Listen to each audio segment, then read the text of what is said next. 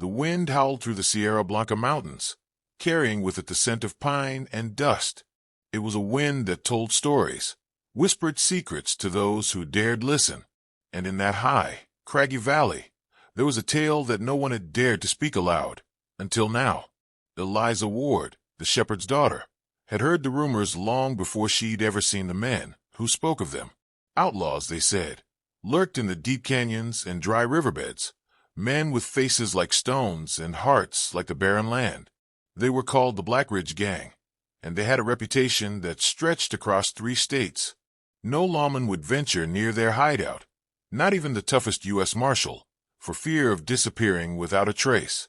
But Eliza, with her solitary life and deep understanding of the mountains, was different. She knew how to navigate the high ridges and twisting passes as few could. The land was hers. The mountains spoke to her, their secrets shared in the howl of the wind, the rustle of leaves, and the thunder of storms. Her father, Jeremiah Ward, had once been a soldier, and then a wanderer before finding his peace among the peaks. He had taught her the ways of the land, how to watch the sun, how to read the shadows, how to listen to the earth beneath her feet. He had been a quiet man, his words few but wise.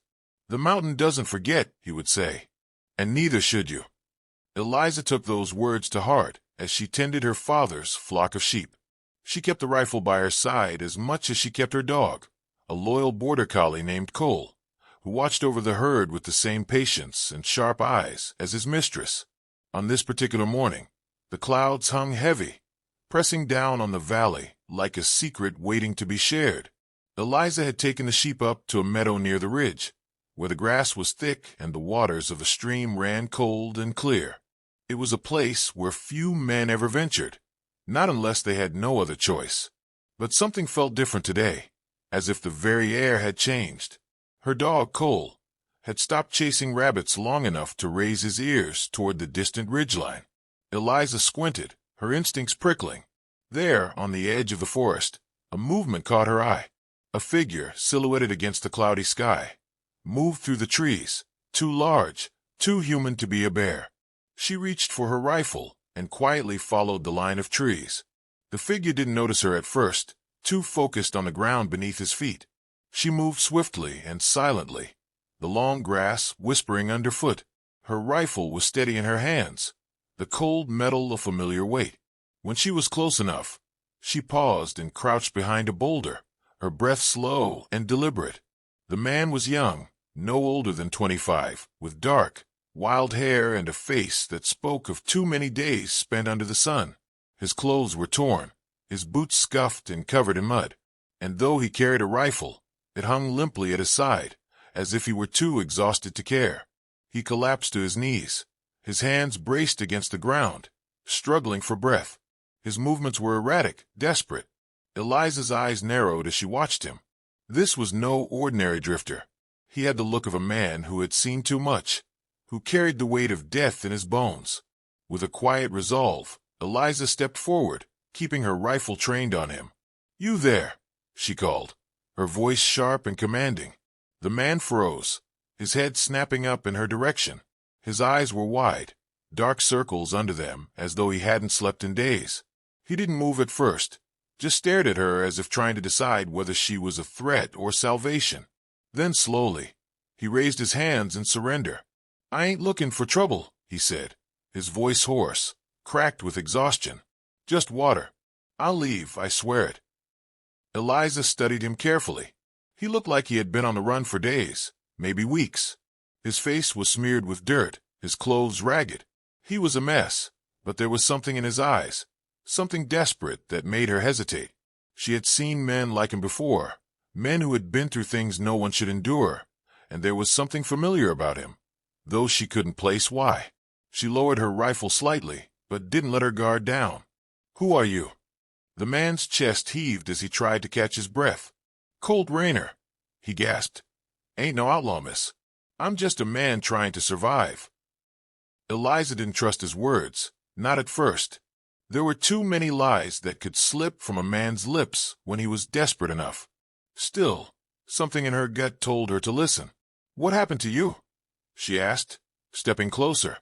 He closed his eyes for a moment, as if he could still feel the pain of whatever had happened to him. Ambush. My gang turned on me. Left me to die. At the mention of a gang, Eliza's grip on the rifle tightened. The Black Ridge gang had a reputation, and it was a reputation that ran deep in the bones of this valley. They didn't leave survivors. Yet here he was, an outlaw, or so he claimed, alive and barely standing. She didn't know why she did it, but she nodded toward the nearby creek. You can rest by the water, but if you try anything, I'll put you down faster than you can blink. Cole didn't move immediately. His gaze was on her, sharp and calculating, but there was a flicker of something else behind his eyes. Gratitude, perhaps, or the hint of a man who had lost all faith in the world, only to find a small sliver of it again.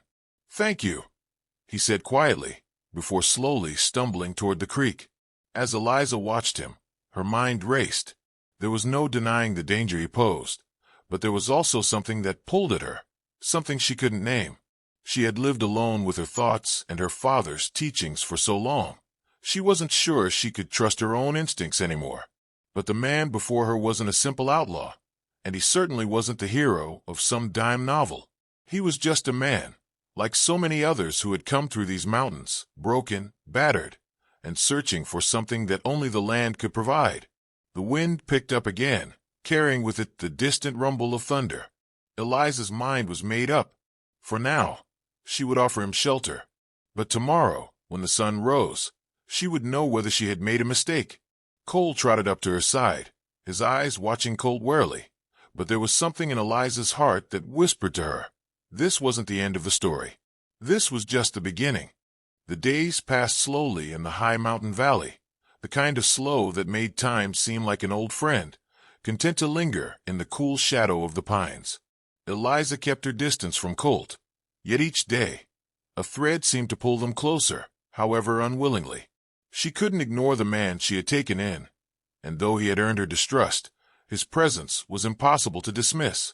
He had been quiet since that first encounter, choosing to rest in the makeshift shelter she had provided, tending to the fire and doing what little chores there were to be done.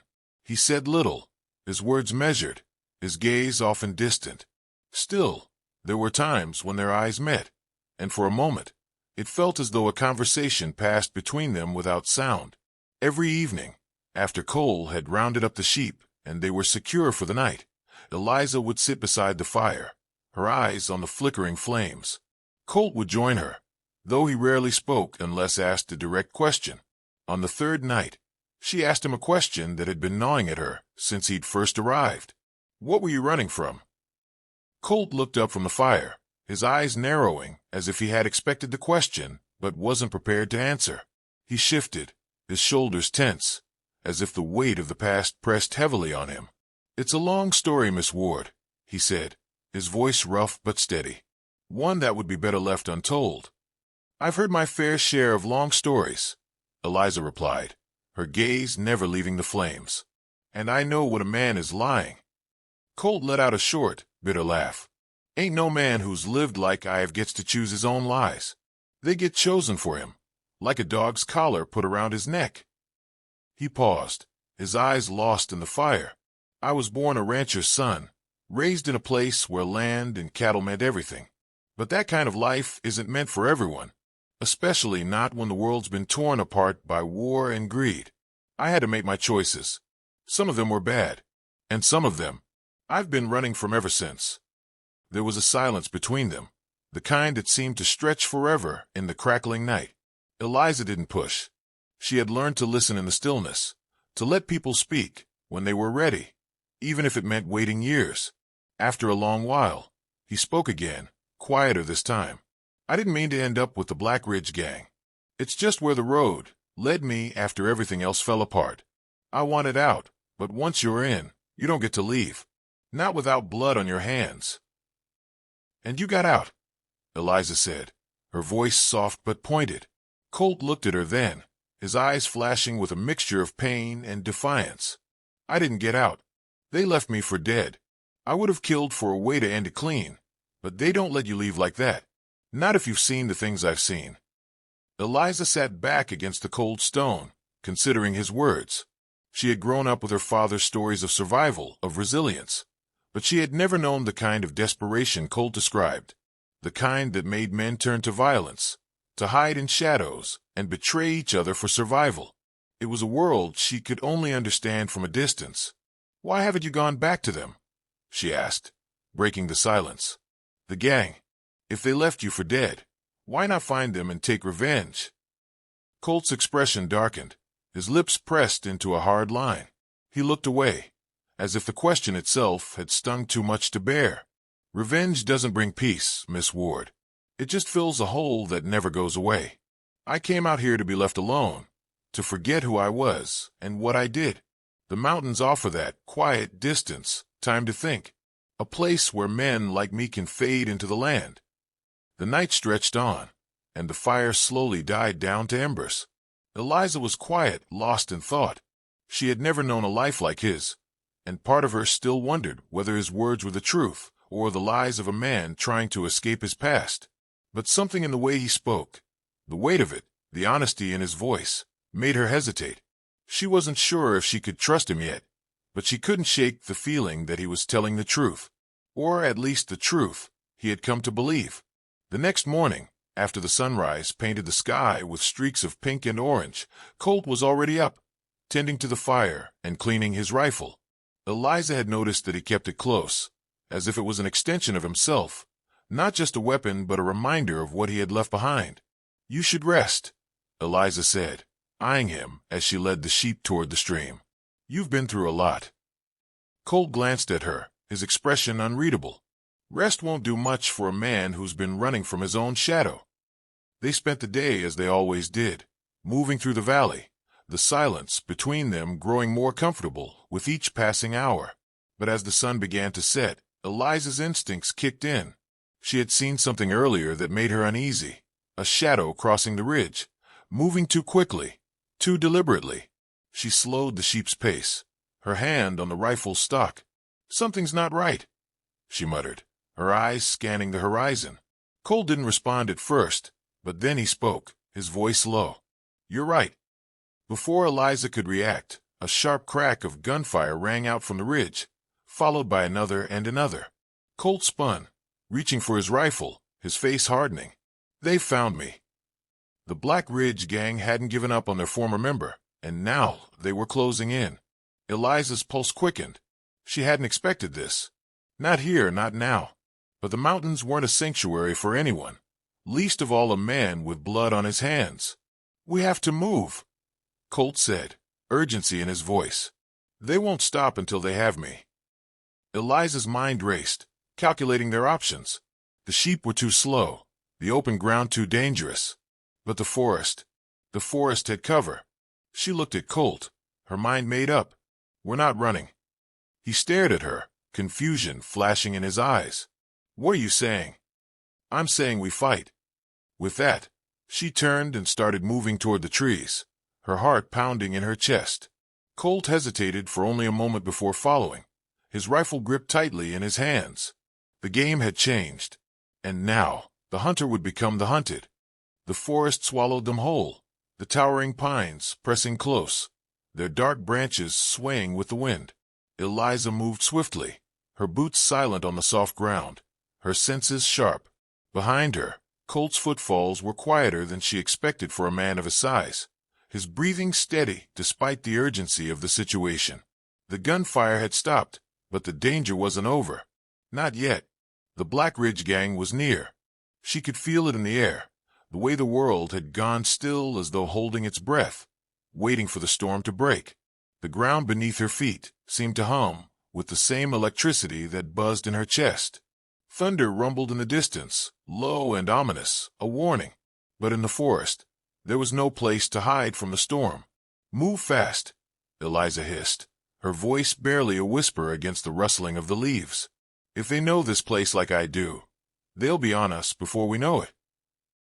Colt nodded, his rifle held ready, but his eyes were fixed on her as they pressed deeper into the trees. "You seem to know this land better than anyone I've met, but that doesn't change the fact that we're up against men who won't hesitate to kill." "I know," she replied, her jaw tightening, "but they're not the only ones with weapons. She didn't explain further, and Colt didn't ask. There was something in her demeanor now, something hard and unyielding that made him take her more seriously than he had before. He had seen violence, had been a part of it, but there was a quiet certainty in Eliza's actions that made him wonder if she wasn't just a shepherd's daughter, hiding behind her father's past. She was something more, something she hadn't yet revealed. They reached the edge of the forest, where the trees opened into a wide clearing. It was a place Eliza knew well, a ridge that overlooked a small ravine, a perfect vantage point. She turned to Colt, her expression grim. "We'll wait here," she said, dropping to one knee and setting down her rifle. She motioned for him to do the same. "They'll be coming through here. I'll take the left. You take the right. They won't expect us to split up." Colt hesitated, his eyes scanning the trees. "You think we can take them on?" "We'll have to," Eliza said, her voice low, as the first crack of thunder split the sky above them. "The storm's coming, but we need to make sure we're ready before it hits." As if on cue, the first raindrops began to fall, slow and steady, before turning into a downpour. The forest grew quieter under the heavy blanket of rain, the sound of the world muffled, like everything was being swallowed whole. Eliza's heart raced in the stillness, the rhythm of her breath in time with the pounding of the rain on the leaves above. Through the steady hum of the storm, she heard the first faint sound, footsteps, heavy, deliberate, not far off. She motioned for Colt to get into position, then slid behind a large boulder that jutted from the earth, offering her some cover. Her rifle was ready, and her eyes were locked on the far edge of the clearing, where she knew the gang would appear. Colt crouched beside a small outcrop of rocks on the right side of the clearing. His body was tense, his face shadowed with concentration. He had been part of this world once, part of the gang, but he hadn't been a killer, not really.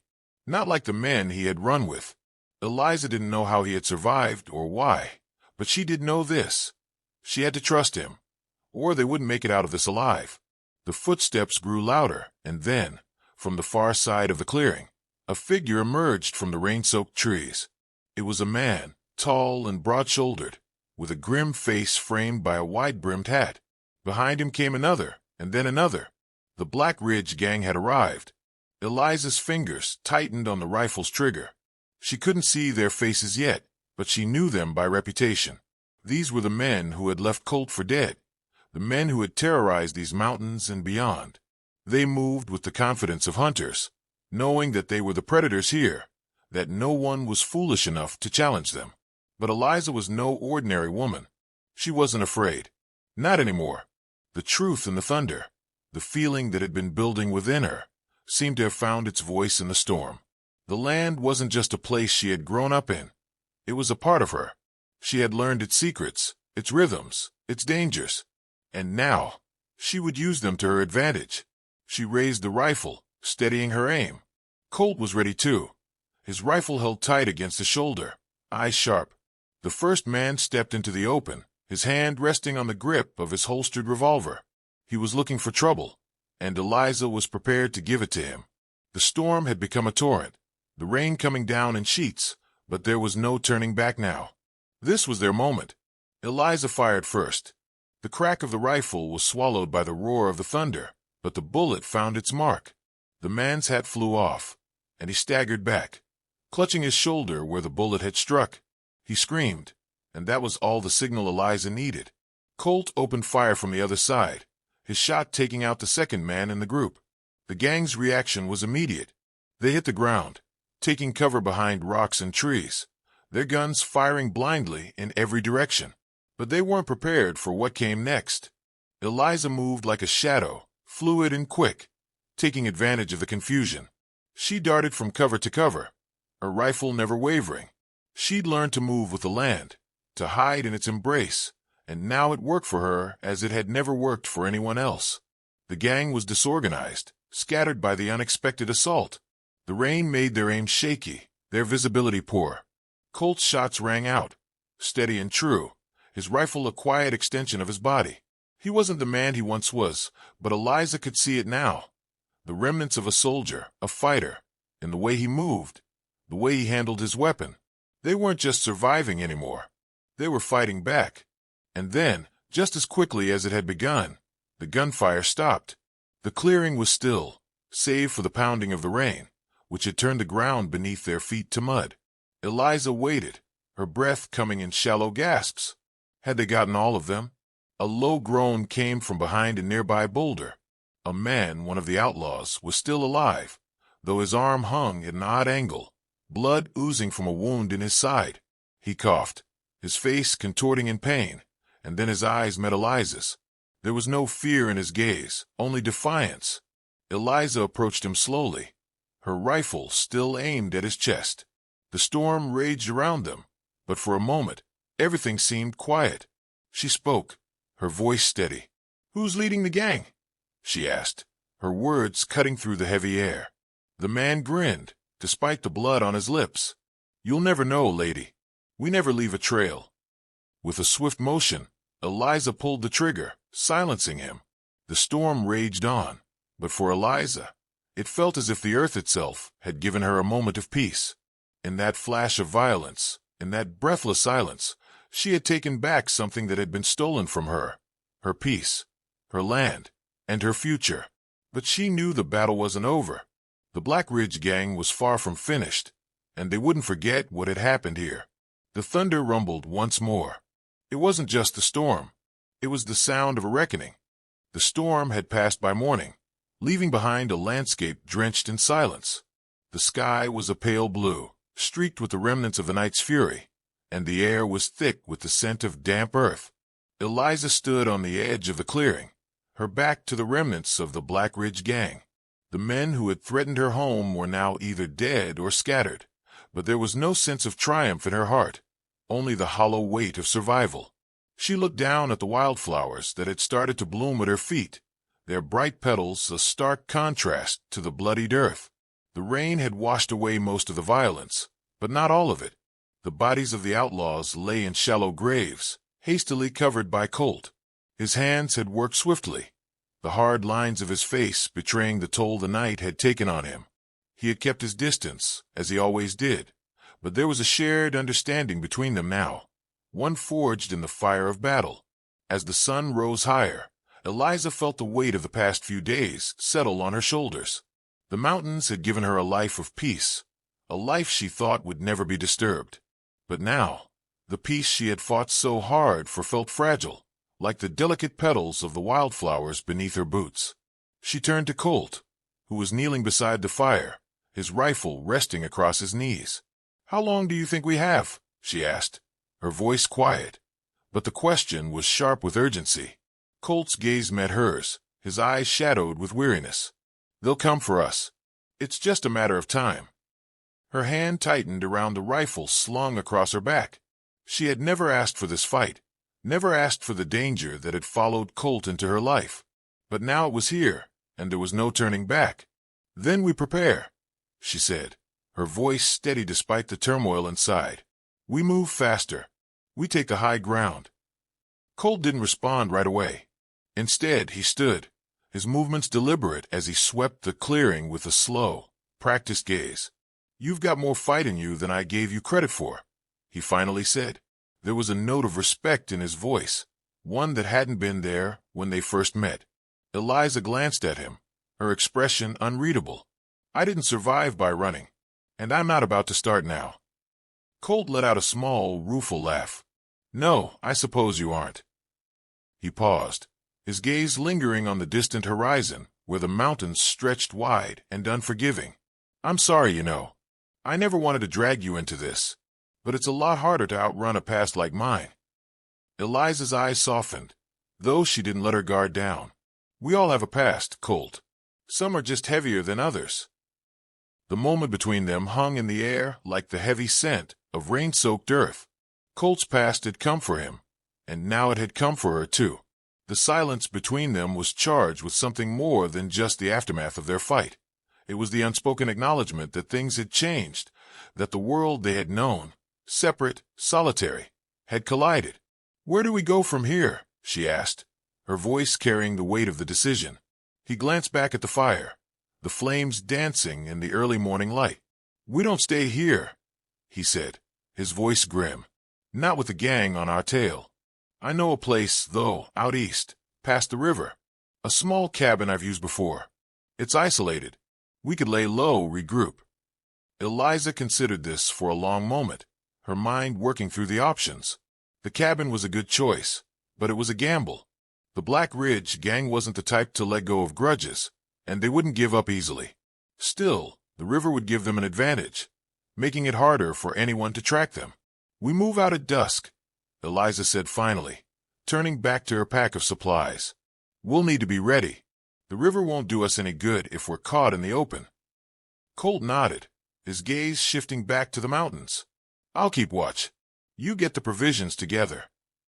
As she packed the essentials, canned food, water, her father's map of the valley, Eliza felt the weight of the world pressing in. The cabin would give them temporary safety, but it wasn't a permanent solution. She would need to think further ahead, to figure out where they could go from there. The fight was only just beginning, and the danger wasn't over. It was only just beginning. By dusk, they were ready to leave. The sun was low on the horizon, casting long shadows over the land. The storm had passed, but the threat of another was ever present, a reminder that the world had a way of changing in an instant. The trail out of the valley was narrow, winding through the thick trees, but it offered cover, something Eliza valued more than anything now. The land was still and quiet, but every rustle in the underbrush, every snap of a twig, made her heart race. They were being followed. She could feel it. The air had changed. There was no longer the safety of isolation, the knowledge that they were alone. Every step they took brought them closer to danger. By the time they reached the river, it was dark. The moon hung high in the sky, a silver crescent amidst the blackness of the night. The river was a torrent, swollen by the rain, its waters rushing past with a wild, untamed force. We'll follow the bank, Colt said, breaking the silence. We keep to the river for a few miles, then cut inland. It'll make it harder for anyone to track us. Eliza nodded, her fingers tightening around the strap of her rifle. Then we move quickly. I don't want to stay near the river for long. It'll be too obvious. They moved fast, the cold air biting at their skin as they trudged through the thick mud along the riverbank. The sound of the water was deafening, but it masked any sounds of pursuit, giving them a small measure of security. As they pressed on, Eliza couldn't help but glance at Colt. The man who had arrived at her door days ago, broken and half dead, had become something more, something she wasn't sure she was ready to fully understand. He had saved her life, and now he was helping her survive the storm he had brought with him. But she knew better than to think the danger was over. The Black Ridge gang was relentless, and they would stop at nothing to finish what they had started. The world was full of ashes and wildflowers, the ashes of what had been, the wildflowers of what could be. They were caught in the middle, but Eliza was determined to find out which side of the storm would win.